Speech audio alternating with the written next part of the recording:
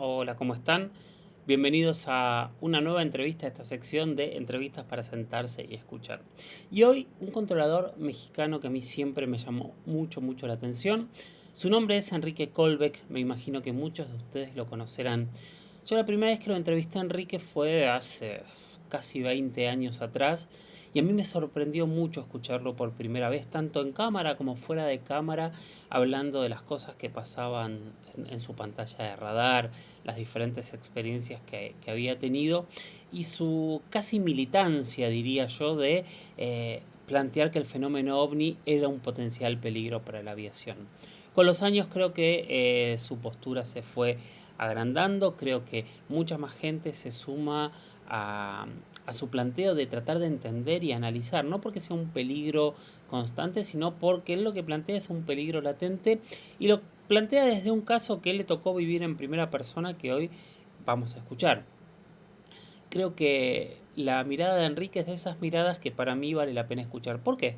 Porque es un experto, es una persona que se entrenó, estudió y hoy se dedica a controlar el tráfico aéreo de uno de los aeropuertos más grandes de América Latina y del mundo, ¿no? Que es el aeropuerto de México. Y desde allí, desde hace más de 20 y pico, 30 años, se ha encontrado muchas veces con fenómenos extraños en su pantalla.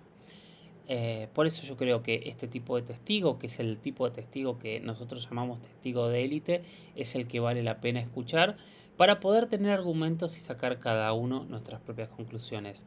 Recuerden de suscribirse a mi canal de YouTube, de recomendarlo, de compartir las entrevistas, de escribir, de poner comentarios, de contarme qué les gusta y qué no del material que les estoy presentando para saber qué tipo de información les gusta y para qué lado querrían seguir, porque mi idea es empezar y seguir dándoles todo este material que yo tengo guardado y poder compartirlo, siempre corriéndome de las verdades absolutas, escuchando absolutamente a todo el mundo para que cada uno pueda seguir sus conclusiones.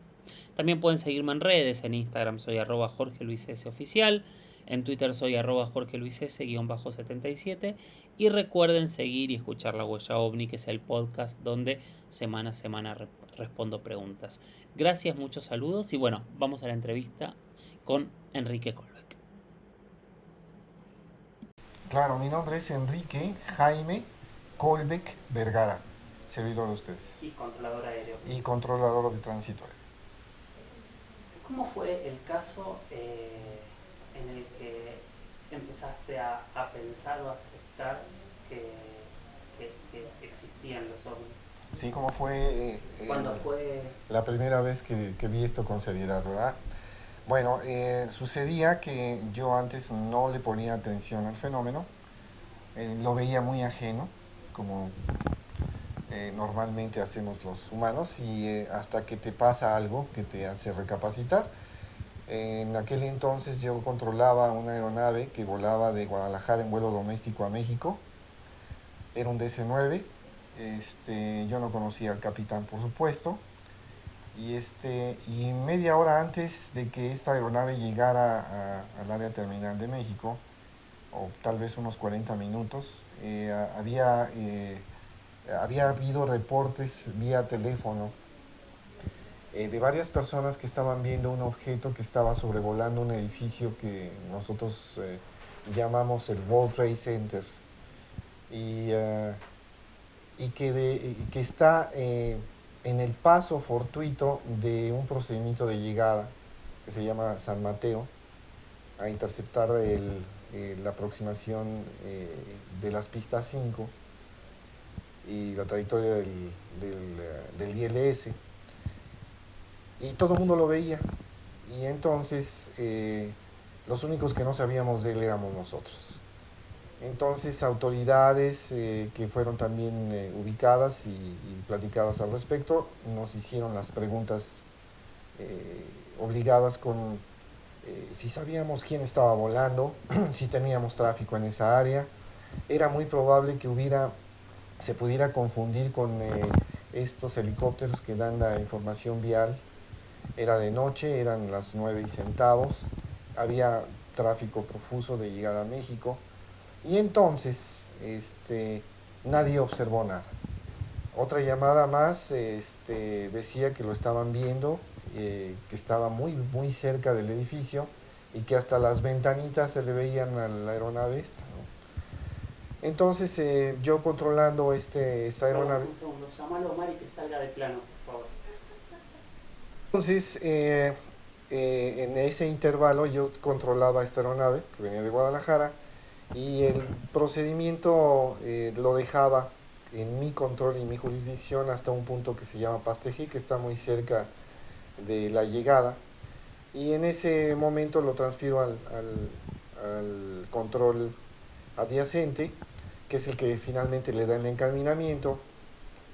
Y cuando esta aeronave inicia su llegada en este punto que se llama San Mateo, justamente al virar hacia la parte final de la aproximación, la aeronave, el capitán manda el tren abajo, todas las maniobras que se tienen que hacer, y en ese momento siente un golpe fuertísimo en el tren de nariz. Eso es lo que él dice.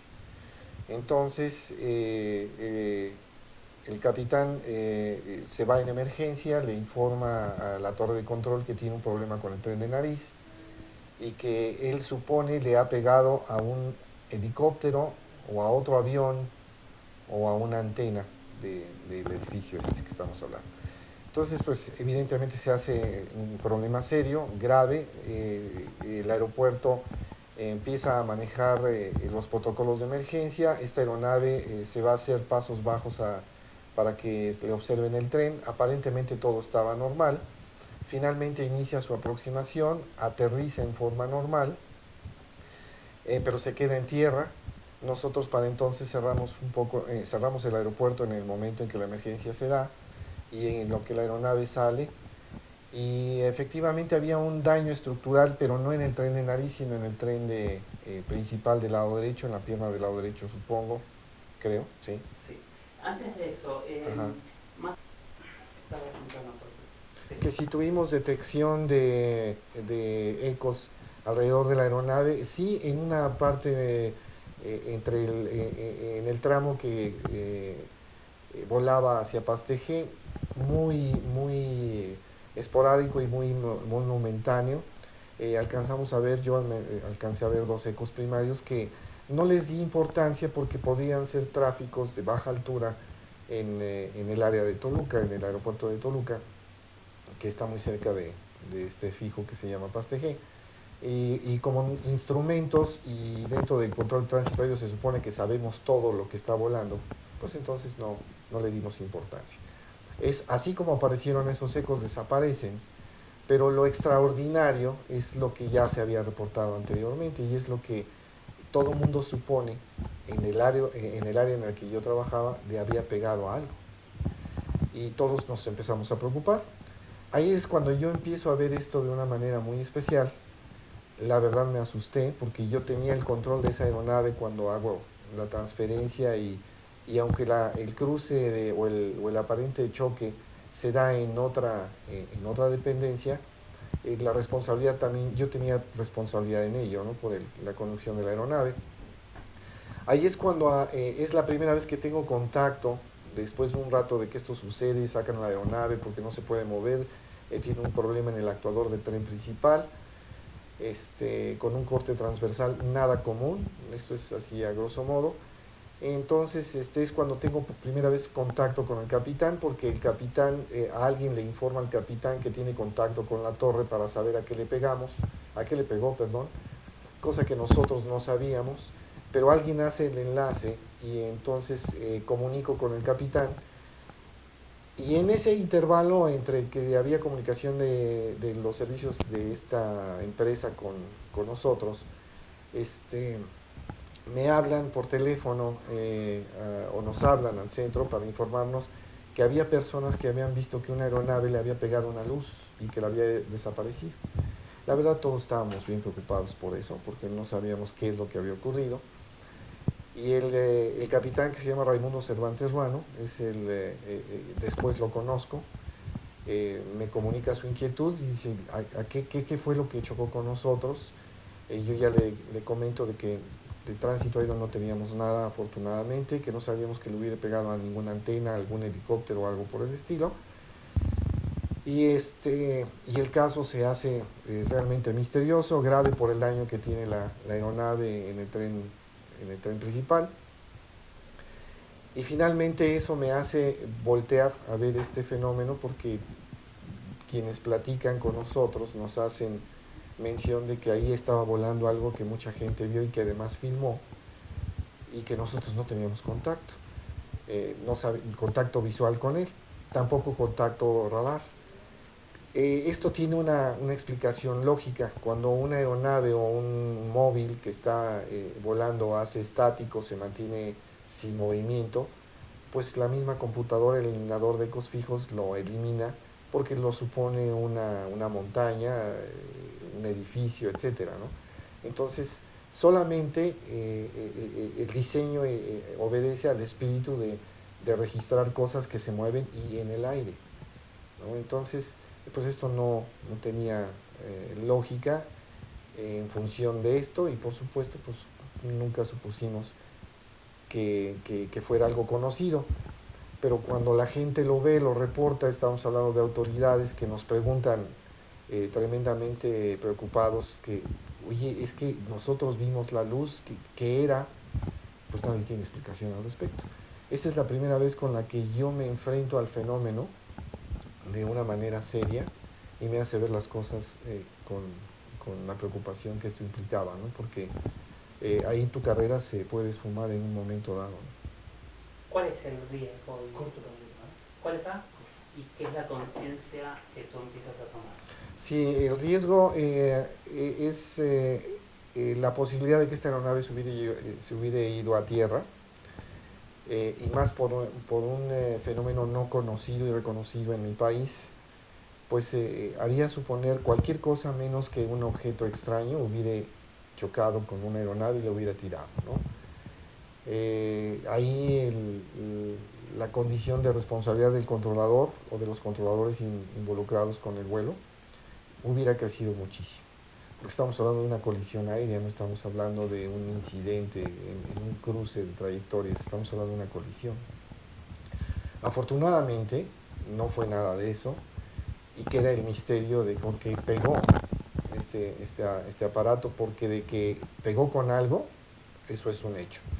Hubo daño estructural, hubo protocolos de emergencia que se movieron, nosotros cerramos el aeropuerto por la misma condición, la comandancia... Corriendo. Corre. Y después de que te das cuenta en el riesgo que estuvo la tripulación, los pasajeros, la gente que estaba abajo y la reputación de los controladores, pues es cuando forzosamente tienes que voltear a ver esto con seriedad, no hay otra. Y ya las evidencias que se dan después de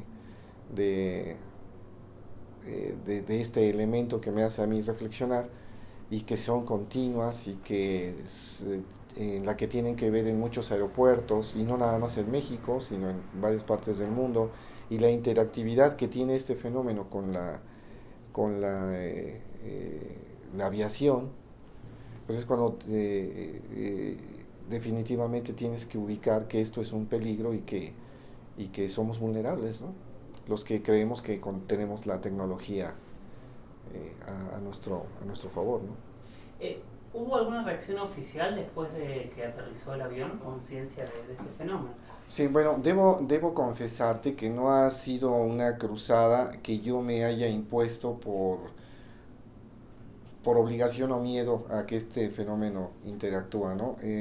Ha sido fortuito porque así como yo fui víctima de alguna manera de la relación del fenómeno con mi profesión,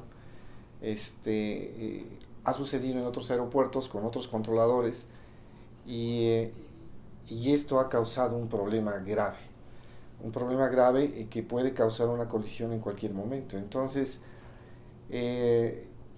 es importante que los profesionales de la aviación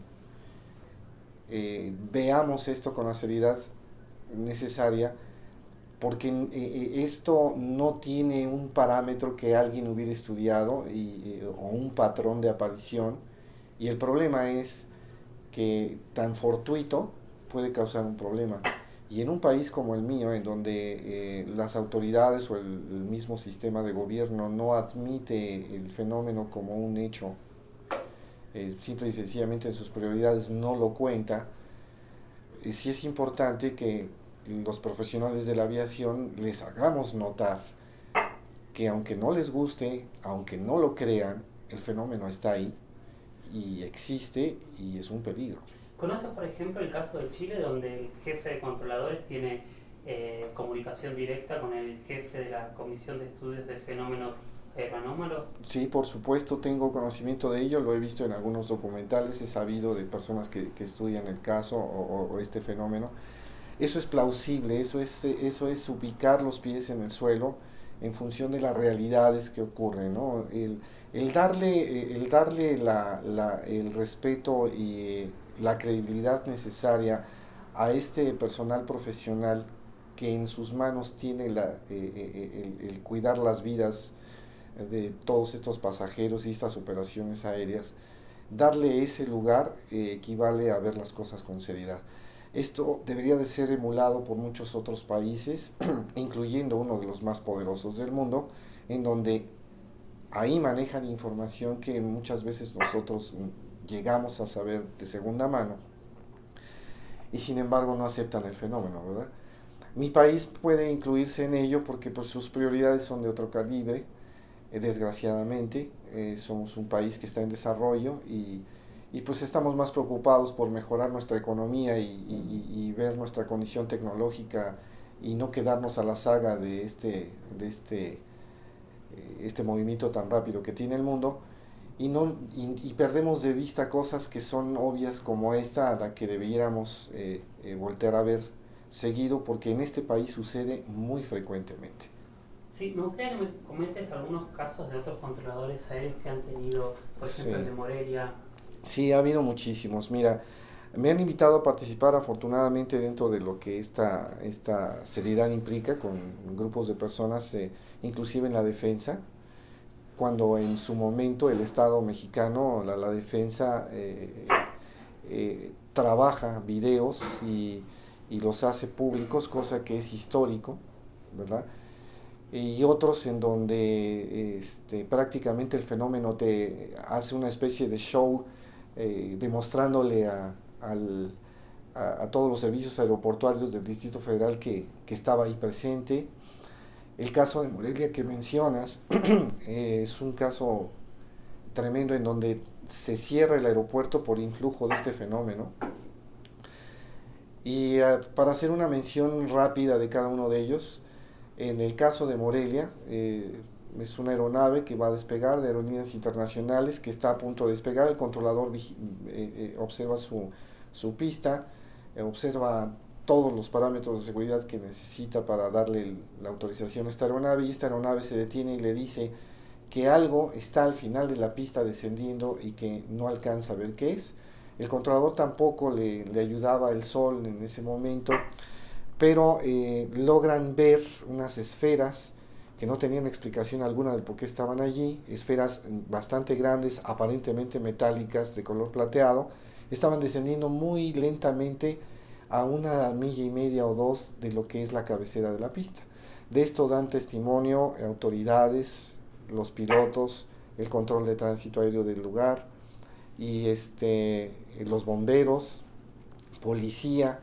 O sea, es un fenómeno que vio todo este personal y que finalmente después de desaparecer del horizonte de vista de la aeronave que estaba por despegar, hace su despegue, ¿verdad? Y se cruza un poco después, unas millas después del despegue, con otro grupo de esferas que aparentemente también estaban en la misma trayectoria.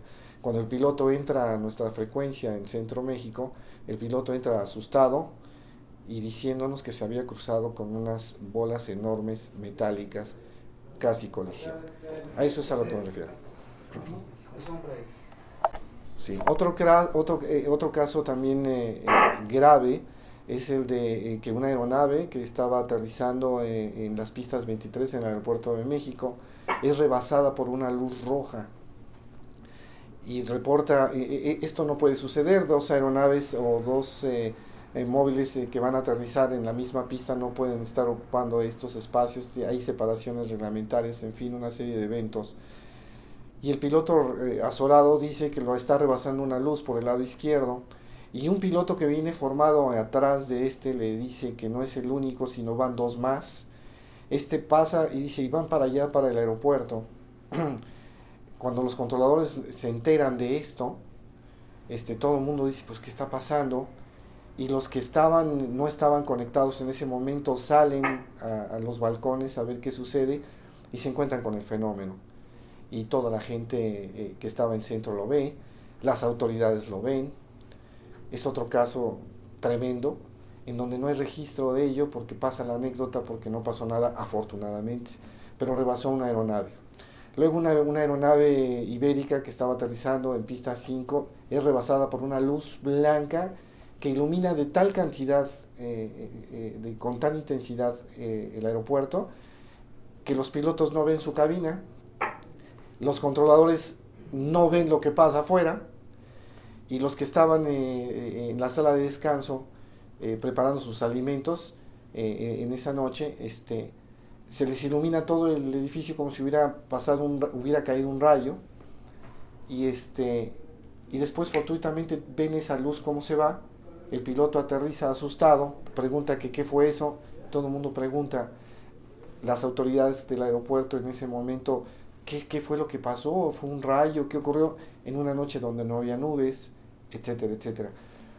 Este fenómeno te golpea, te insulta en cuanto a la actitud de sapiencia que debes tener como profesional de la aviación, y te tienes que hacer preguntas forzosas, ¿no? Y ahí es cuando te das cuenta que esto es un peligro, ¿no? ¿Aguascalientes? ¿Cómo fue el caso de Aguascalientes? Extraordinario.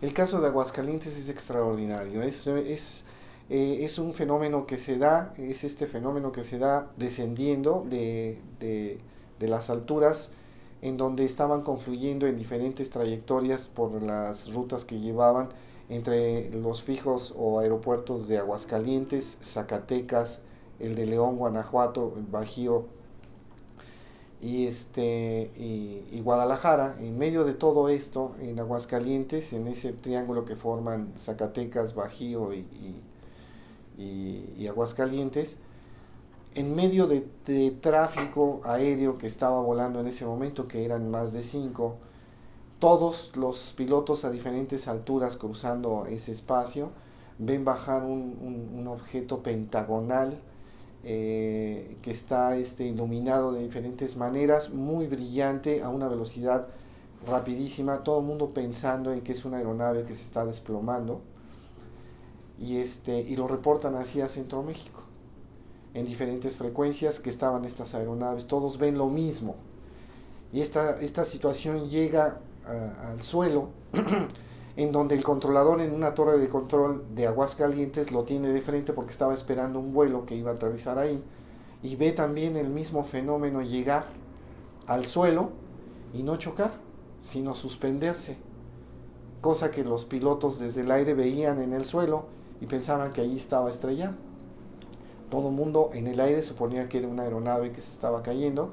El controlador de torre que estaba en ese momento allí tuvo el tiempo de tomarle una fotografía con su celular a este fenómeno, y después ver cómo el fenómeno no llegó al suelo, sino se mantiene flotando en el horizonte sobre el piso, y después se absorbe y desaparece.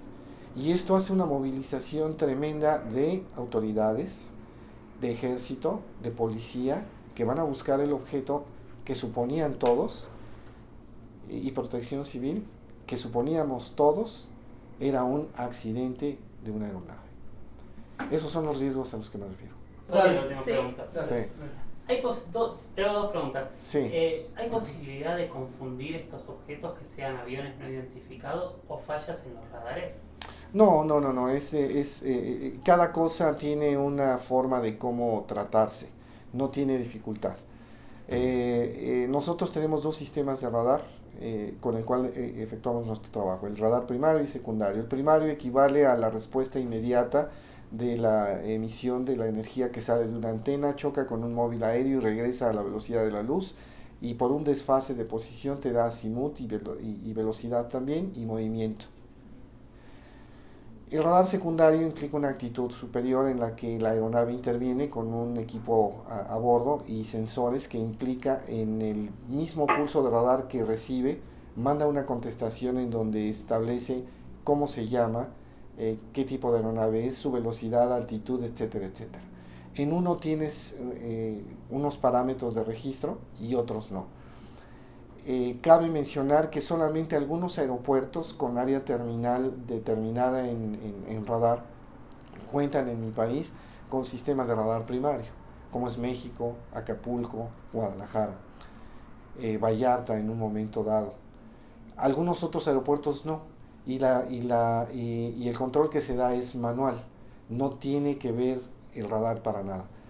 Y es muy difícil que tú, además puedes discriminar información inmediata con los planes de vuelo y la información de datos que lleva el sistema computarizado del radar secundario. Luego entonces hay una discriminación de información.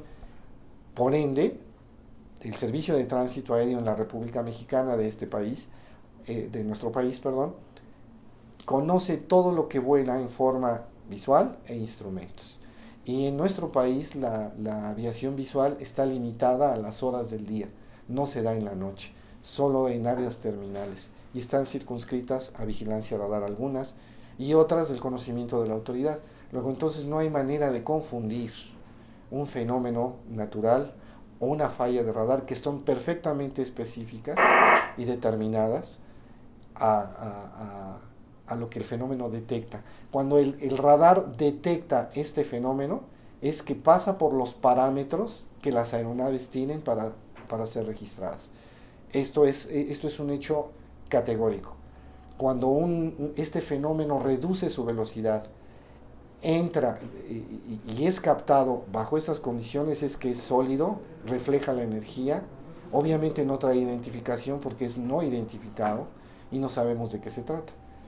Y en áreas terminales como México es detectado. Y en Guadalajara, en Puerto Vallarta, en Acapulco, ¿no? Eso hace la diferencia. Existen formas específicas de cómo determinar una falla radar de la que no es y este fenómeno relacionarlo con ello. Ya con esta tecnología que manejamos ahora, que es una tecnología de punta, hace discriminaciones perfectas hasta por medidas y tallas de los objetos que son detectados, ¿no? O sea, no hay posibilidad alguna. Perfecto, Enrique, muchísimas gracias. No, hombre, son muy amables ustedes. Un placer enorme. Gracias.